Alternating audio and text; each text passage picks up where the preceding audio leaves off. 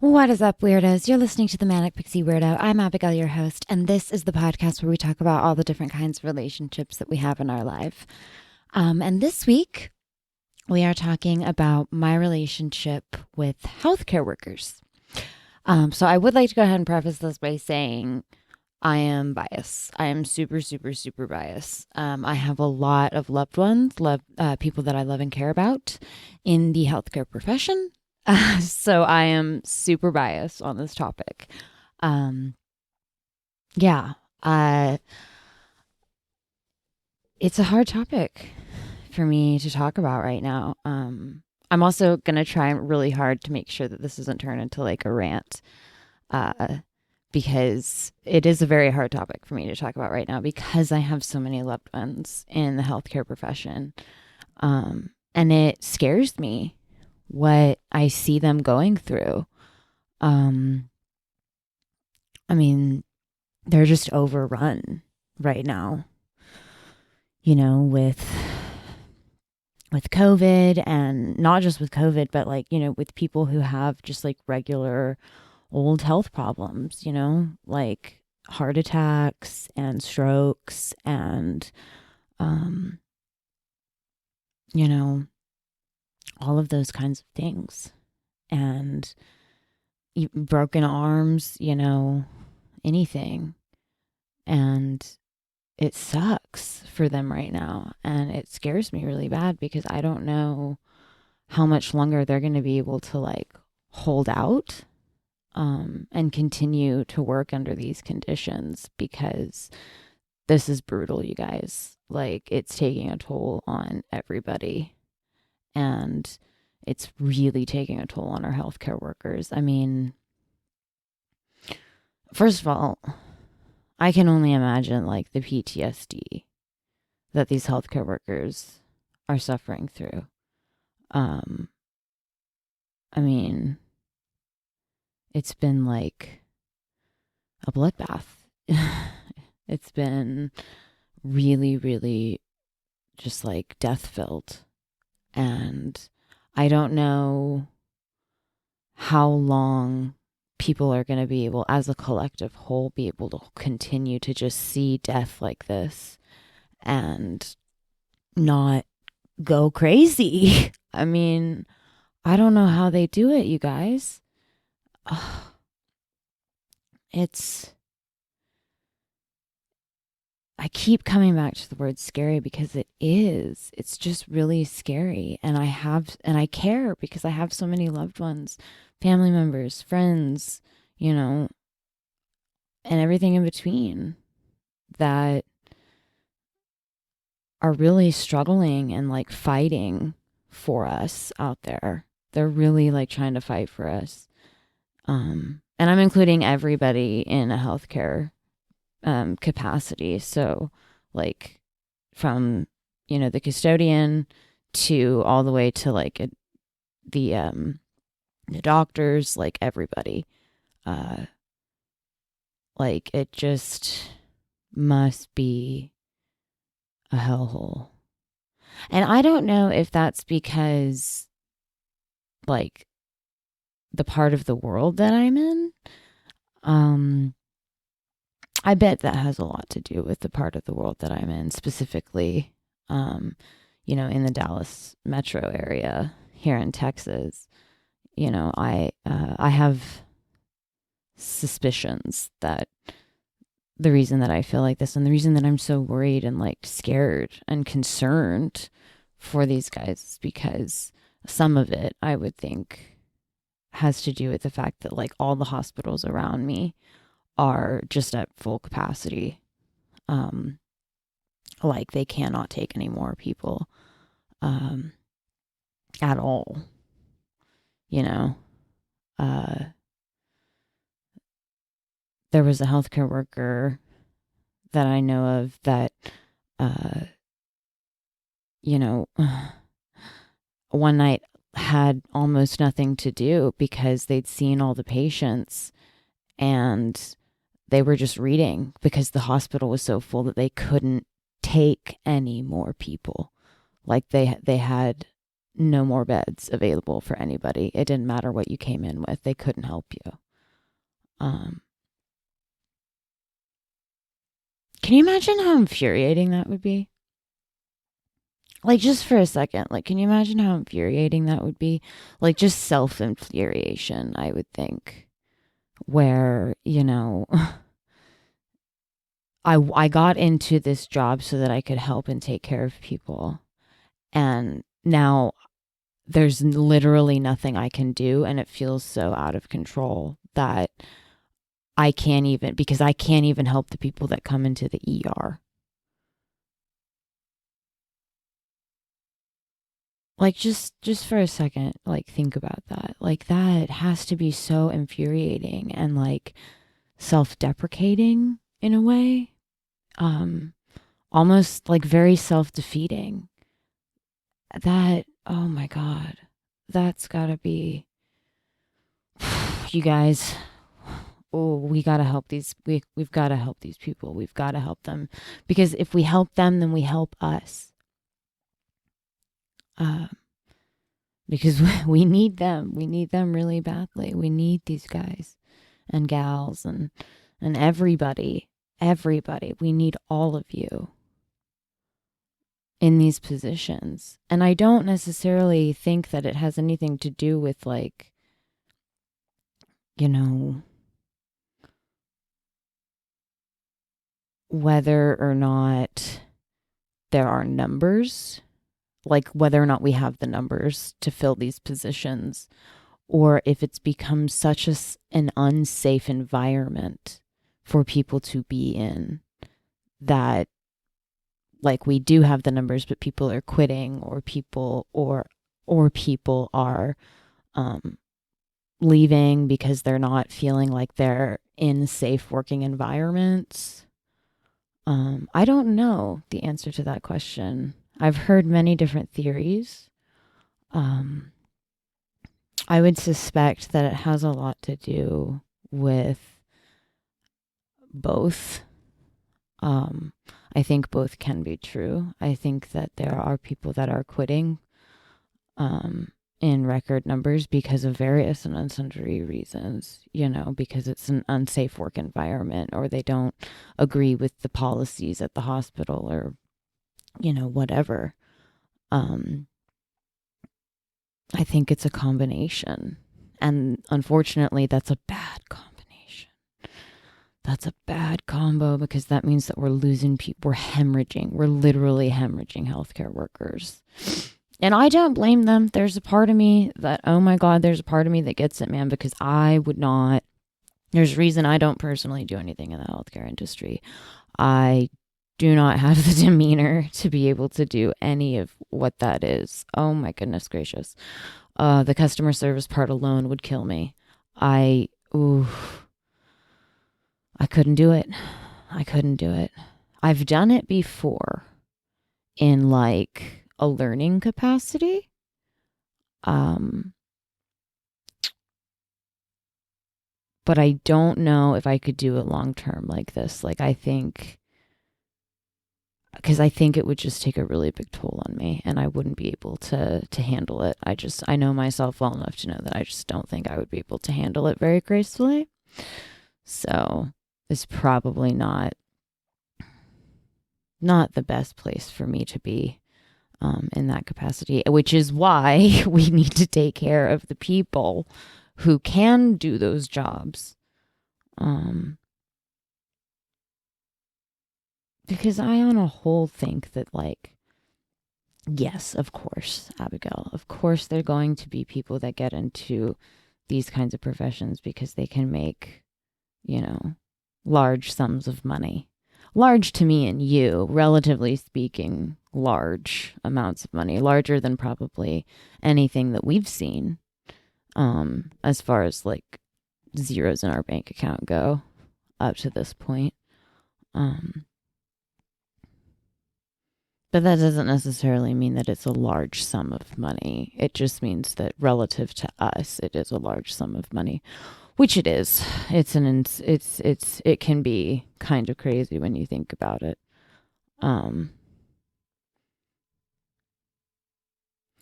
But I don't know if that's everybody.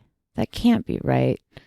That can't be everybody in the healthcare profession. I'm sure it serves as a perk for some people, but I think for the most part that people get into the in any capacity, get into the healthcare profession to help people because that's what they feel called to do. And that's the best way that they know how to communicate that language of love to the world. I wonder if it almost feels like punishment right now. Like the world is punishing them for caring. Oh, I hope not. Ooh, that's a very sad thought. That's a very sad and very scary thought. Because I don't want to punish them. I don't want to punish them. Why would we do that? Why would we go down that road? For a number of reasons, it's generally easier to blame other people than to examine ourselves. That's a hard thing for some people to do. It's a hard thing for me to do sometimes. It really is. Why else would we try and punish healthcare workers? And really, this extends to any sort of essential worker. I'm just specifically talking about healthcare workers because I know a lot of people in the healthcare profession. But this really extends to all essential workers. So why would we punish them other than because it's easier to blame other people than it is to look at ourselves? Why else would we do that? I'm trying to think.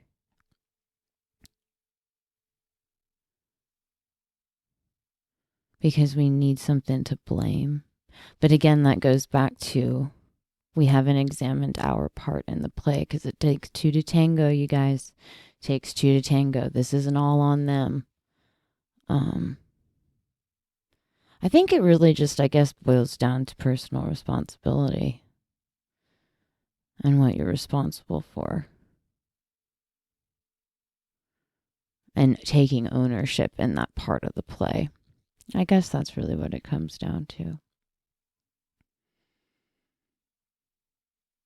But yeah, I guess it's just easier to blame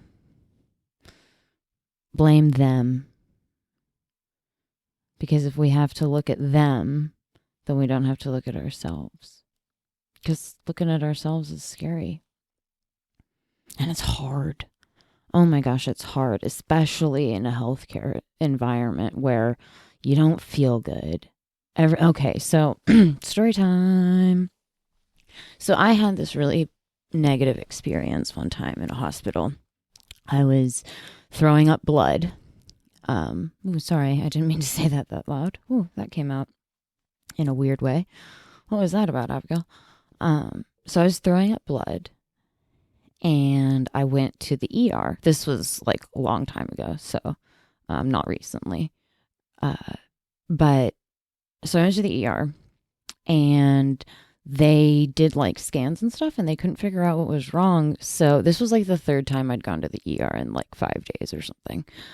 Because I, excuse me, I couldn't stop vomiting blood. And I ended up getting admitted this time so that they could run a bunch of tests. Because I have like, I have a bucket in front of me with vomit that has blood in it. But I'm not bleeding. Like they took images of my stomach. I'm not bleeding from my stomach that they know of. So they wanted to admit me to do a scope. And I'm sitting there in the hospital. They've run every test that they can possibly think of. So I'm already frustrated because everything's coming back normal. Everything's coming back fine. And so I'm frustrated. I'm trying to keep it under wraps though, because I understand that like this is how this goes, and like sometimes it's just difficult to find, or like, whatever. I'm trying to keep it together. I'm really frustrated though. And I have a bucket in front of me that I puked into and so it had blood in it. And this nurse dead looks me in the eyes and goes, "Is it possible you're faking it?" Oh my God, internally, I exploded. I just exploded internally. I was like, what the fuck are you even saying right now? Like, it's literally right in front of your face. You watched me do it. Like, what are you talking about? I didn't know what to say to that. I was so upset. And I ended up, I think, just not saying anything. And she just like kept going like about her business or whatever. But I remember when she left, just like thinking to myself, like, why would you say that? Like, I'm super frustrated too, but I don't even know how in the world one would begin to fake something like this, especially when like the evidence that it's happening is right in front of your face. Like, I don't know what's wrong. That's why I'm here. Like, those were all my arguments. So I have had like, I understand. Like, turns out it was just stress. It was just stress. That's all it was. And it did end up subsiding and stuff. I was just really stressed out at the time. So, yeah, it was my anxiety. Woo! Yay! Go team anxiety. Go. But, so everything was fine. But, like, that's what we ended up deciding that it was the diagnosis, was because, like, everything else was coming back positive, or like everything was coming back normal and everything was fine. So that's why we ended up on that diagnosis. But anyway, so like I've had negative experiences in hospitals, people. Like, I get it. And and it's frustrating. It's scary because you don't know what's happening. Like all of the, plus you don't feel good and you don't know what's wrong. And and then you're getting poked and prodded and you can't really sleep that well because the bed's not right and they have dumb pillows. So there's that. And then it always seems like something's happening. So you like, I don't know about you, but if you've ever been in the hospital like I have, you can't really sleep because it feels like something's always continually happening. And there's like people coming in and out of your room at odd hours. So it's really hard to sleep.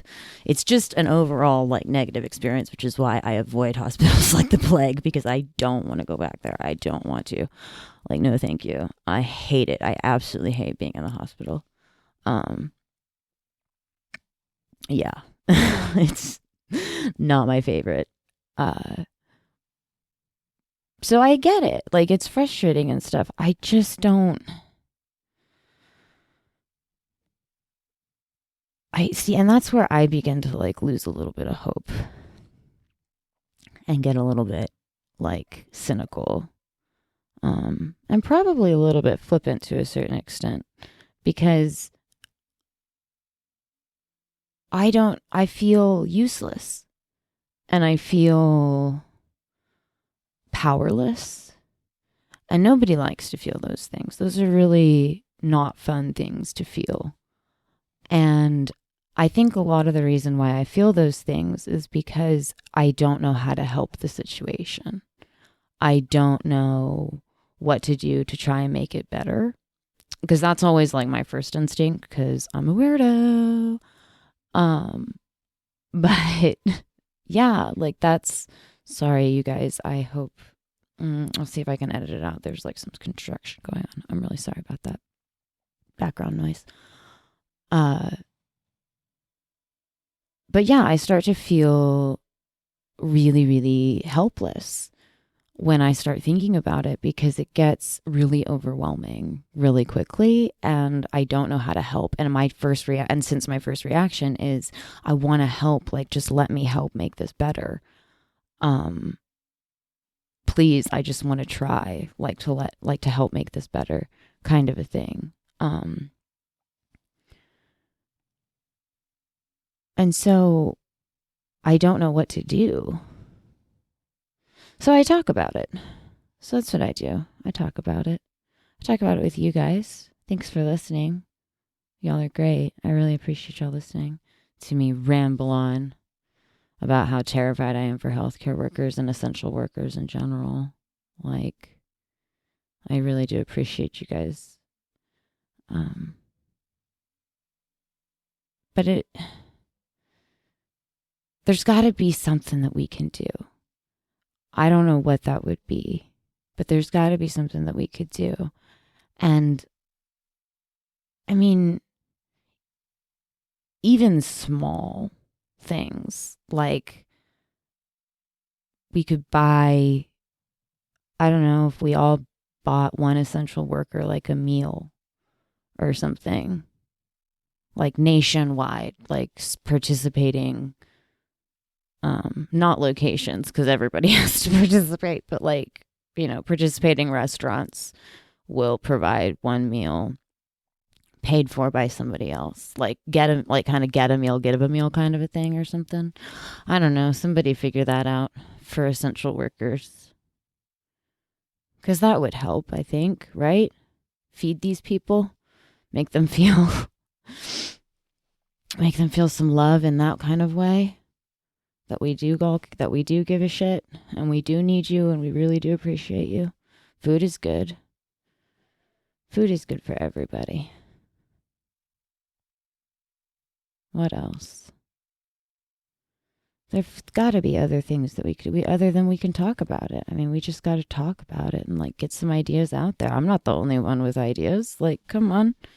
I can't be, right?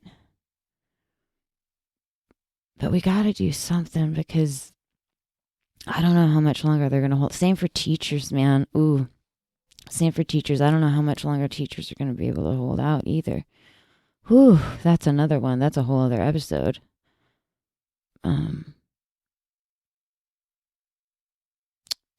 It just, you can't get away from it.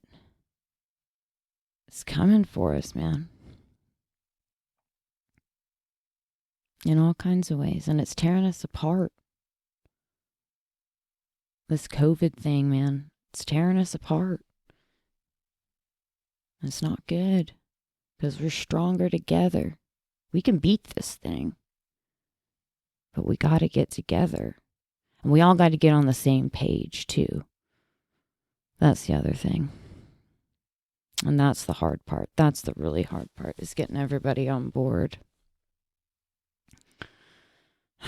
But we're stronger together. We got to work together. I feel like that's so cheesy, though. Like, it really is. It's really pretty cheesy when you think about it. It's the truth, though, I think. I think we have a much better chance of beating this thing if we all work together. And I'm talking to everybody, like, works together. That's, like, all countries, everybody. Like, we all got to get together and, like, figure out what we're all doing. Because this isn't going away anytime soon, I don't think. I do not think this is going away anytime soon. Oh, I learned a weird fact. So going back to healthcare workers. So I asked one of my buds in the healthcare industry because I was seeing all of these articles in like relatively reputable sources. And again, relatively reputable sources. So like Bloomberg, the Washington Post, I believe, had something in it. There were lots. I saw like 4 articles in like 2 days or something about it. And probably like 6 actually. But it was about how cannabis apparently like has protective effects against COVID. And so because I don't necessarily trust, like, say, Bloomberg on, all the medical stuff and things and stuffs, I went and I asked one of my healthcare friends, and they were like, well, actually, so here's the thing. it's a yes and a no kind of thing. Because in the lab, like in a laboratory setting, yes, cannabis displayed a like a protective effect against COVID. I don't. This was a couple of weeks ago when I was talking to this person about it, but so I don't know if the science has been updated since. So bear that in mind. But yeah, no, it's super interesting. I was like, oh, that's interesting, especially since it's a respiratory disease. I thought it was weird, and they were like, yeah, it's super weird because it is a respiratory disease, and we would have thought that it would have gone the other way. Like it wouldn't have provided any sort of protective effects. Because it is a respiratory disease and it affects the lungs, because you inhale the smoke and things of that kind. So they thought that it would have been the opposite, which it actually turns out to not be, which is interesting. In a laboratory setting, like I said, we don't yet know if this translates to humans for smoking cannabis. But apparently smokers too, like it doesn't work the same with snuff or like cigars. It's with cigarettes specifically. If you smoke cigarettes, apparently, it also has a similar like protective effect, which I thought was interesting. And my friend made a good point that that means that they're probably putting something in the cigarettes, which, probably, but whatever. If you're smoking cigarettes anyway, what do you care kind of thing. It's fine. I smoke cigarettes. It's okay. And we're not shaming here. But yeah, so that's weird. That's a weird fact that I thought it was interesting that we don't really know. So it's a bit on a lighter note, I would say. But fun, interesting. I thought it was a funny and kind of an interesting thing. It's definitely going to be my excuse for why I smoke, because I am protecting myself against COVID. Now, the flip side of that coin is that if you do end up getting it, you end up getting like long COVID, and it's really bad. So that's the flip side to that coin, which is not great. But I think I'm willing to take the risk. I'm double vaxxed. It's fine. We still need to get our booster shot. We've been lagging on getting our booster shots. Has anybody else been lagging on getting our booster? Honestly, the holidays got in the way, and excuses. I just haven't done it yet. Like, we just haven't got that far. Not that far down the list. We're getting there. We're getting there. So, one day, eventually. But yeah, so we're bad people. Sorry about that. I just wanted to check and see if that construction was gonna get out of the background. But I don't know. I guess I'm just being like real negative brained about all this. I know that. And that's probably just like my depression talking, because I just get really, really like sad about it. And I'm not really touching on, like the good aspects. That's because it's just sometimes it's really hard for me to see like the positive of what's going on right now. Like because I just see the numbers, and then I talk to, my friends and family, and then it just is like, goodness, like it's just gotten to a point where it's crazy out there, you guys. And I'm sorry that I'm being like super negative Nancy about it. I didn't really mean to turn into that. Like I said, I'm just kind of negative brained about it right now. That'll probably change, hopefully relatively soon. But I think that there need to be massive steps taken before that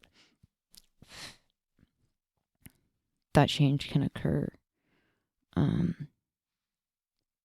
I don't really understand why they're controversial sometimes. Sometimes it's hard for me to understand why they're really controversial, because, like, I don't know, it's super cheesy. It's that super cheesy. Well, the construction did stop, but now it's back on again, so we're just going to keep going. I'm really sorry, you guys. But I just,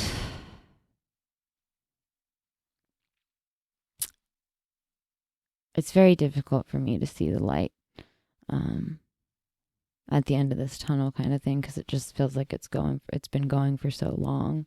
And I think we're all, you know, pretty fed up with it. I think we're all just like really tired of it and just like, what is going on?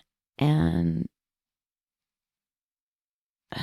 I don't know. I just don't understand how, like, some of these steps that we could take that would help people, that would help these people, that would help all these essential workers, that would help these frontline healthcare workers, you know, why they're so controversial, because they're helping people. And it's that super cheesy Spider-Man quote of, if you help one person, then you help everyone. And I believe that to be true. I guess I never really thought about it that way till I saw the Spider-Man Far From Home movie. Oh my gosh. Or No Way Home, excuse me, No Way Home. No Way Home movie. Oh my gosh, Abigail, what weird connections you make. I don't know. That's sort of just how I feel about it though. Like, if we help one person, if we help these frontline workers, then, you know. And I get the argument of like, well, we spent almost 18 months like helping these healthcare workers. Like, what more could they need? Well, it turns out a lot. Turns out they need a lot of shit. And it's shit that'll save lives. And it's preventative care. It's, you know, it's people with broken arms, it's people with broken noses, it's people with, you know, diabetes, it's people with, you know, not just the super, super, super bad stuff like cancer, but like everybody.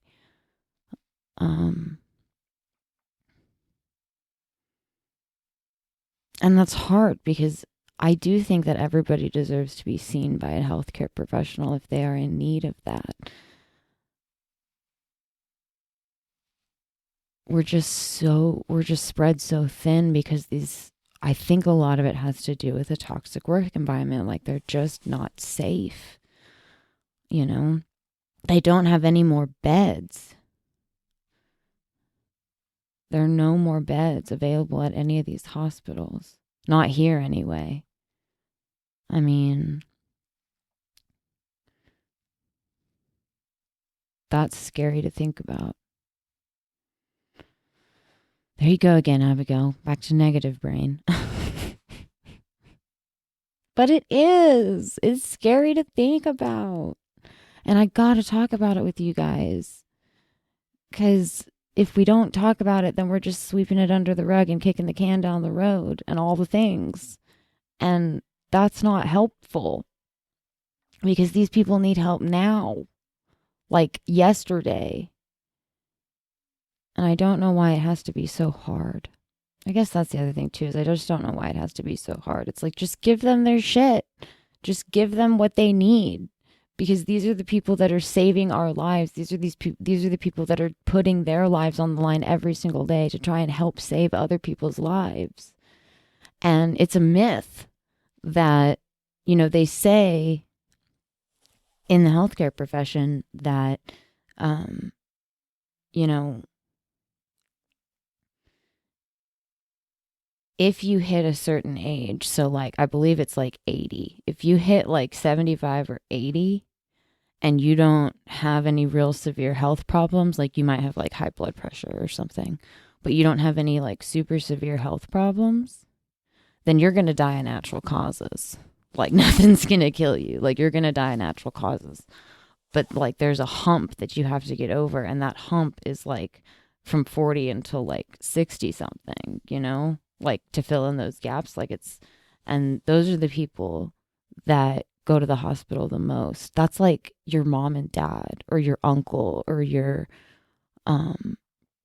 your brother-in-law or your sister-in-law or like whoever. Like that's most of the people that go to the hospital, because those are the people that have like really severe complications with things.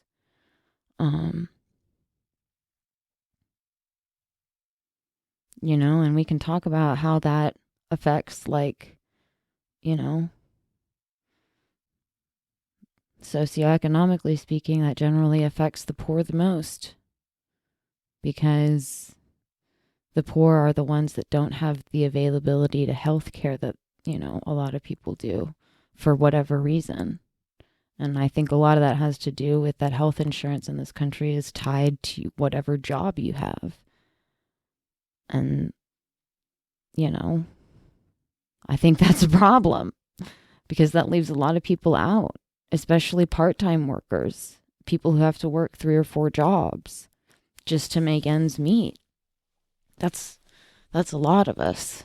That's a lot of us. That's most of us, I would say.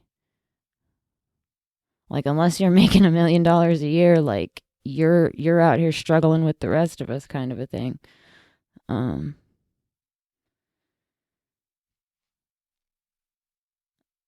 And so they have to go to work, and they have to get their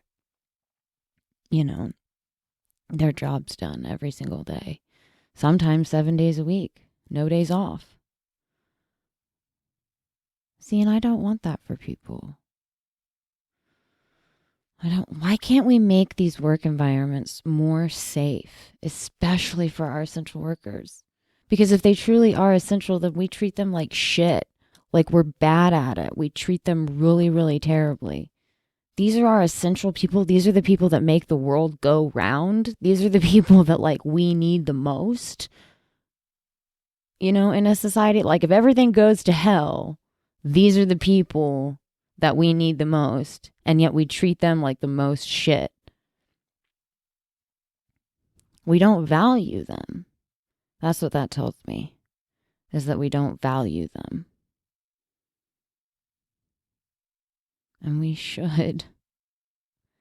We really should. But we don't. And that's terrifying. That's terrifying, because we're in a situation where we need them really badly right now. And they're not getting what they need. So they're saying, fuck us. They're saying, fuck us, because they're not getting what they need. And I get that. If I felt like, I was doing absolutely everything in my power, absolutely everything that I could be doing, and I'm trying to do the right thing, and I'm trying to make sure that, I have what I need so that I can live, and I'm trying to, but I'm also not just trying to do that. I'm trying to like make the world a better place and like, serve and help these people. I would be pretty pissed off at the people. Yeah, I'd be pretty pissed off too. I'd be pretty pissed off. And I'd be sad. I'd be really sad too. That would be really depressing. That would be so like invalidating and very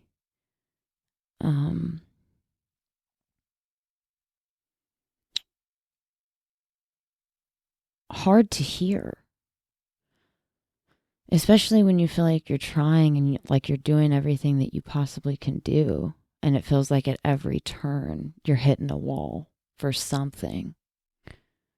I get it. Quit. I mean, I totally get it. If that's what you need to do for your mental health, oh my God, I totally get it.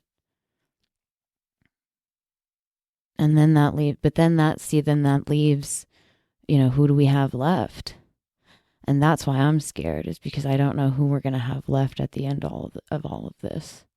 Like, those people are national heroes. Like, for real, those are the people that are national heroes. All of our essential workers, not just our healthcare workers, but like all of our essential workers, like national heroes.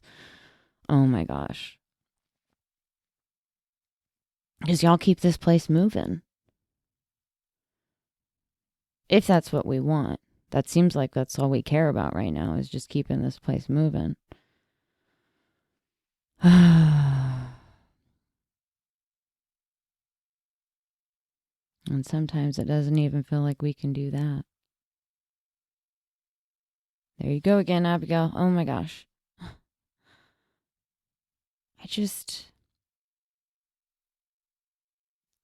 I get it. I think I get it. I don't know. I'm trying to get it.